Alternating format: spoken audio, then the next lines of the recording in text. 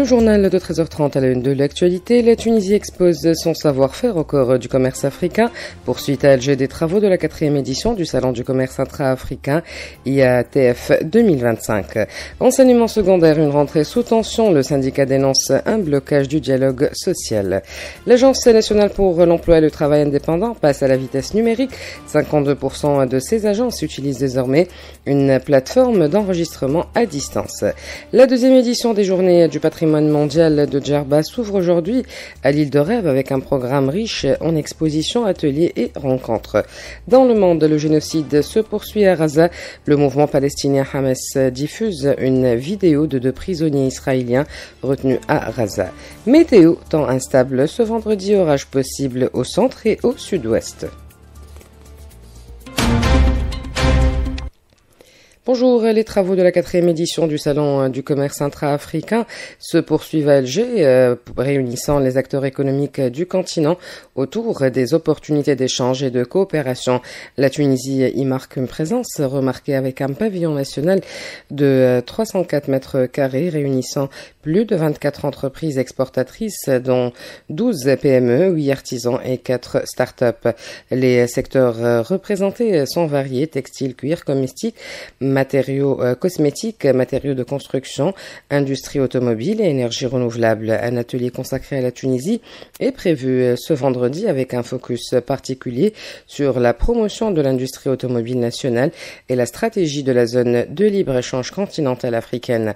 La Tunisie continue ainsi de s'affirmer comme un acteur économique influent sur le marché africain, forte de son expertise dans les domaines à forte valeur ajoutée tels que le digital, le bâtiment et les travaux publics, la santé ou encore l'enseignement supérieur. Invité de l'émission économique Écosphère animée par notre collègue Monderzid, le consultant en innovation et infrastructure Monzer Khanfir a souligné que cette dynamique tunisienne s'inscrit pleinement dans la vision panafricaine d'un marché intégré porté par l'Union africaine à l'horizon 2063. Écoutons-le. Aujourd'hui, la présence tunisienne en Afrique se fait essentiellement par la technique, la maîtrise technologique. Nous avons beaucoup d'entreprises qui sont présentes dans le domaine du digital, dans le domaine de la construction, le BTP, dans le domaine aussi hospitalier. On a des projets médicaux, un peu aussi dans quelques universités tunisiennes qui se sont internationalisées. Donc finalement, cette effervescence et cet échange intra-africain ne peut qu'apporter ses fruits rapidement dans la mesure où, bien sûr, on crée une logique de marché continental. C'est le but de l'Union africaine pour 2063, c'est d'avoir ce grand marché, l'Afrique que nous voulons pour 2063, avec les infrastructures qu'il faut, avec la réduction des barrières non tarifaires aussi, parce que ce qui coûte très cher. Il faut savoir qu'en Afrique, le coût des barrières non tarifaires dépasse les revenus fiscaux et douaniers. D'après Monzer Khanfir, consultant en innovation et infrastructure, le développement des corridors logistiques, énergétiques et numériques devient essentiel. Soutenu par le programme de développement des infrastructures en Afrique, la Tunisie participe activement à cette stratégie visant à connecter les territoires, attirer les investissements et renforcer la souveraineté africaine, notamment dans le domaine du numérique. L'Afrique est encore mal desservie, n'a pas forcément toutes les infrastructures, donc sur le plan logistique, il y a déjà des problèmes. Les temps d'arrêt sont importants, le coût du transport est très élevé. Donc le grand chantier et la grande urgence du moment, c'est de développer des corridors. Et les corridors, donc ça c'est une stratégie qui est clairement affichée par l'Union africaine, dans laquelle la Tunisie d'ailleurs est bénéficiaire donc dans cette stratégie, avec un programme qui s'appelle le PIDA. C'est un programme de développement des infrastructures. Et ce programme de développement des infrastructure est orienté corridor. Et le grand sujet des 10 prochaines années, ça va être les corridors en Afrique, que ce soit des corridors transport et logistique, que corridors de connexion énergétique. Si on veut rendre l'investissement plus attractif, il faut avoir cette innovation écosystémique, il faut produire des approches différentes, donc ce que j'appelle les corridors deuxième génération, donc corridor 2.0, pour irriguer les territoires enclavés, pour aller vers des endroits peut-être où on n'a pas l'habitude de fournir des services publics, genre électricité, connexion Internet, etc. Et bien sûr, le corridor le plus important reste le digital, donc réduire la fracture numérique en développant non seulement de l'infrastructure, mais aussi de la souveraineté, puisque aujourd'hui il faut maîtriser les données. La Tunisie brille à l'Afrique. La Tunisie participera au deuxième sommet africain sur le climat qui se tiendra du 8 au 10 courant à Addis Abeba, capitale de l'Éthiopie, a indiqué le ministère de l'Environnement. Des déclarations nationales de haut niveau sont prévues lors de cet événement où est attendu le secrétaire général de l'ONU. Plus de 50 panels thématiques et plus de 180 événements parallèles se tiendront lors du sommet, notamment sur les solutions basées sur la nature, les solutions technologiques, l'énergie, l'agriculture et les systèmes alimentaires, les transitions justes et les minéraux verts. 4 avocats tunisiens ont déposé aujourd'hui une plainte à Marseille après la mort violente d'un ressortissant tunisien en France. Ils dénoncent un homicide non justifié et annoncent leur intention de saisir ultérieurement la justice internationale.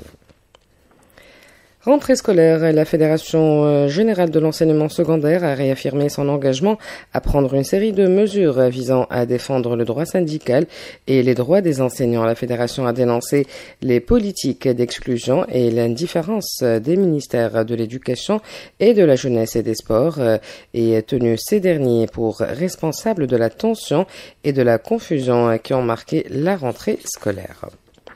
Le ministère de la Famille annonce l'ouverture des inscriptions pour l'année éducative 2025-2026 dans les jardins d'enfants publics inclusifs à partir du lundi 1er septembre. Les activités reprendront le lundi 15 courant concernant l'état et les frais et conformément à la décision conjointe du ministre de la Famille et de la ministre des Finances du 12 octobre 2022. Ils ont fixé à 30 dinars pour l'inscription annuelle, 50 dinars pour l'abonnement mensuel et 5 dinars pour l'assurance par enfant. Toutefois, une exonération est prévue pour les enfants issus de familles défavorisées ou à revenus limités, les orphelins ainsi que les enfants en situation de handicap ainsi que les bénéficiaires du programme de promotion de la petite enfance. À l'ère du numérique et de la digitalisation, les services administratifs peinent encore à suivre le rythme d'accélération des services. À Gafsa, les longues files d'attente persistent quotidiennement dans presque toutes les institutions publiques et la situation devient particulièrement pénible en cette période de rentrée scolaire et universitaire. Une réalité qui complique davantage le quotidien des citoyens. Le point avec notre correspondant, Lahder Suite.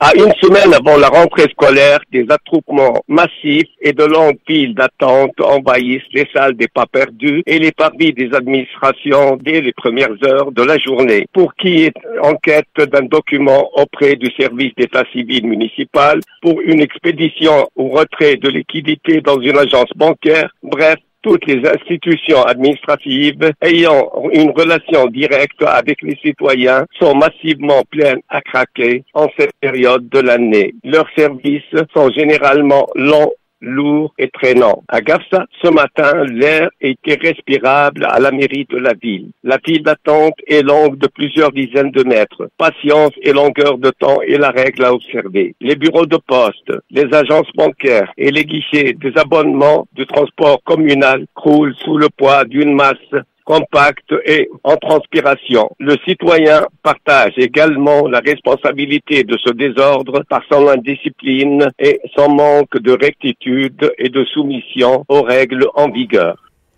À l'approche de la rentrée, l'association tunisienne SOS Village d'enfants redouble d'efforts pour accompagner près de 6000 enfants et jeunes dans leur parcours scolaire et universitaire. Avec un budget estimé à 2,7 millions de dinars pour couvrir fournitures et vêtements, l'organisation lance un appel à la solidarité nationale pour soutenir ses missions et maintenir ses excellents taux de réussite, symbole d'espoir et d'insertion sociale pour des milliers d'élèves.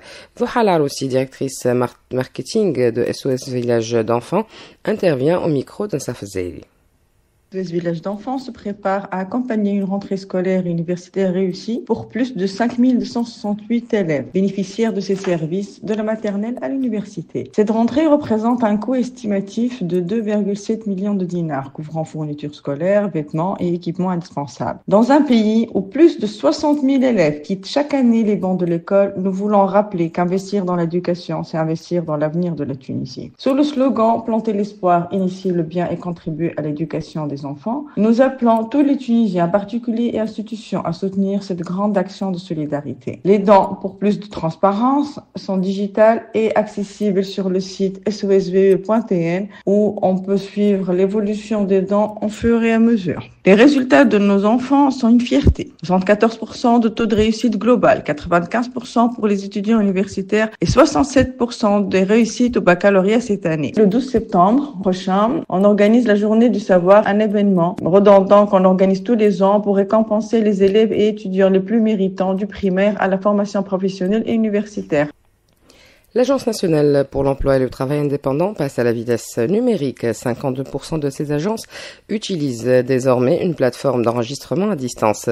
Ce projet soutenu par la Banque mondiale et l'Union européenne s'inscrit dans une réforme globale à l'horizon 2030 pour moderniser les services, mieux accompagner les chercheurs d'emploi et les entreprises et suivre l'évolution du marché du travail. Emel Ferjeni, chef de service d'information et d'orientation professionnelle à l'Agence nationale pour l'emploi et le travail indépendant, au micro de la Jebel Amara. L'agence a entamé un processus de modernisation de ses services en lançant un système numérique national qui comporte aussi bien l'inscription en ligne des chercheurs d'emploi, l'inscription des entreprises aussi et le dépôt des contrats CEJP ainsi que leur gestion est suivie. Aujourd'hui, 52% de nos bureaux de l'emploi à l'échelle nationale sont dotés de ces outils. En fait, le chercheur d'emploi, une fois il s'est inscrit sur inscriptionemploi.net.tn, il peut choisir entre deux parcours. Soit il a une opportunité de stage CEJP et donc dans ce cas, il va s'inscrire et attendre que l'entreprise dépose un contrat en son nom, soit il veut s'inscrire pour bénéficier d'un accompagnement qui lui permet de faciliter son insertion professionnelle. Et dans ce cas, bien sûr, il doit remplir un questionnaire. Ça va permettre au conseiller de personnaliser son parcours d'accompagnement. Et donc, dans ce cas, le conseiller va le convoquer. Et une fois il est convoqué pour un entretien, on va élaborer ensemble un plan d'action personnalisé d'accès à l'emploi. Aujourd'hui, on a plus que 92 000 comptes créés et plus que 63 000 inscriptions validées et plus que 35 000 contrats qui ont démarré via cette plateforme. Le président de la Chambre nationale des commerçants de vêtements prêt-à-porter, Mohsen Bensessi, a présenté un premier bilan de la saison des soldes d'été. Selon lui, l'édition 2025 a enregistré une hausse significative du nombre des participants, avec 1984 magasins ayant adhéré contre 1760 l'année précédente, soit une augmentation de plus de 10%.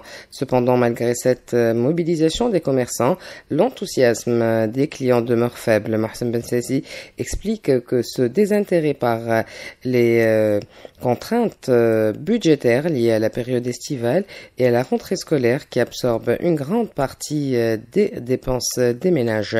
En concertation avec le ministère du Commerce, les professionnels ont décidé de prolonger les soldes de 2 semaines supplémentaires au-delà de la date officielle du 17 septembre. Dans l'actualité internationale, 18 Palestiniens parmi 7 enfants ont été tués ce matin dans une série de frappes sionistes visant des habitations et des tentes de déplacés dans plusieurs quartiers de la ville de Gaza, selon des sources médicales. Par ailleurs, le mouvement palestinien de résistance Hamas a diffusé ce matin une vidéo de 2 prisonniers israéliens. La vidéo de plus de 3 minutes et demie montre un prisonnier dans une voiture se déplaçant au milieu d'immeubles détruits, demandant en hébreu au dénommé Netanyahou de ne pas mener l'offensive militaire israélienne prévue contre la ville de Gaza. Le prisonnier filmé rencontrant un autre détenu à la fin de la vidéo se dit trouvé dans la ville de Gaza et que la vidéo a été tournée le 28 août dernier. Le secrétaire général de la Ligue arabe, Ahmed Aboulghaith, a déclaré aujourd'hui que la position arabe collective dans la période à venir se concentrera sur l'arrêt de la guerre de génocide de l'entité sioniste contre le peuple palestinien et la sauvegarde du projet d'un État palestinien indépendant. La Chine a dit aujourd'hui s'opposer fermement à toute correction après l'appel du président américain Donald Trump aux dirigeants européens à faire pression économiquement sur Pékin au sujet de la guerre en Ukraine. Trump a demandé aux dirigeants européens de faire pression sur le plan économique sur la Chine à cause de son soutien à l'effort de guerre russe. Le président russe Vladimir Poutine a menacé aujourd'hui les alliés de Kiev de cibler toute force occidentale déployée en Ukraine au lendemain d'une réunion à Paris consacrée aux garanties de sécurité dans le cadre d'un hypothétique cessez-le-feu. Retour en Tunisie, un an après l'inscription de l'île de Djerba au patrimoine mondial de l'UNESCO, la deuxième édition des Djerba World Heritage Days, où les journées du patrimoine mondial de Djerba s'ouvrent aujourd'hui à l'île de Djerba sur un programme riche en expositions, ateliers et rencontres organisés par le collectif Zomita et ses partenaires. Cette manifestation de 3 jours vise à célébrer le patrimoine culturel unique de l'île tout en sensibilisant la population locale à l'importance de sa préservation. Les grandes lignes de cette manifestation avec Asma Hadouk du collectif Zomita, elle s'est exprimée au micro de Zainab Fers. Djerba World Heritage Days, c'est une manifestation culturelle pour manifester un an de célébration du patrimoine mondial. Là, on célèbre la 2e année d'inscription sur la liste du patrimoine mondial. C'est une festivité qui se compose essentiellement d'activités ludiques, éducatives et explicatives. Pourquoi on a été listé, de quoi il s'agit, pourquoi l'UNESCO a accepté Djerba dans la liste du patrimoine mondial, quelle est la valeur universelle exceptionnelle pour laquelle on a été listé.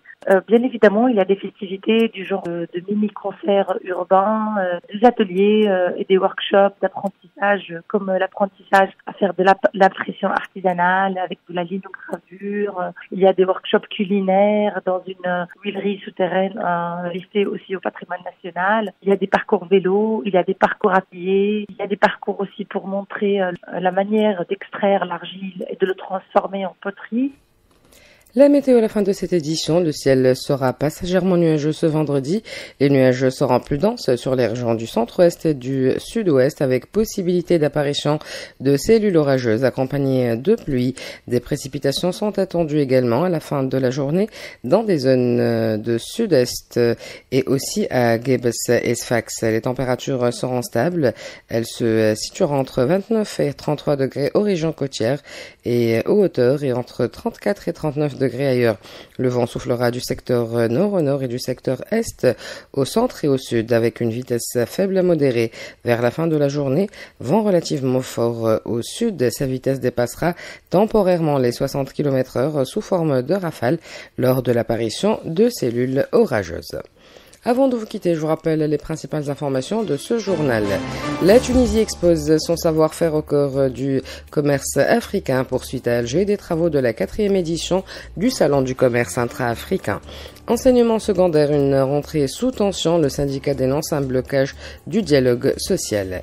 Météo, temps instable ce vendredi, orage possible au centre et au sud-ouest. Ainsi s'achève notre édition. Merci de l'avoir suivi. Merci à Najla Trabelsi et Lim Trabelsi pour leur précieuse collaboration.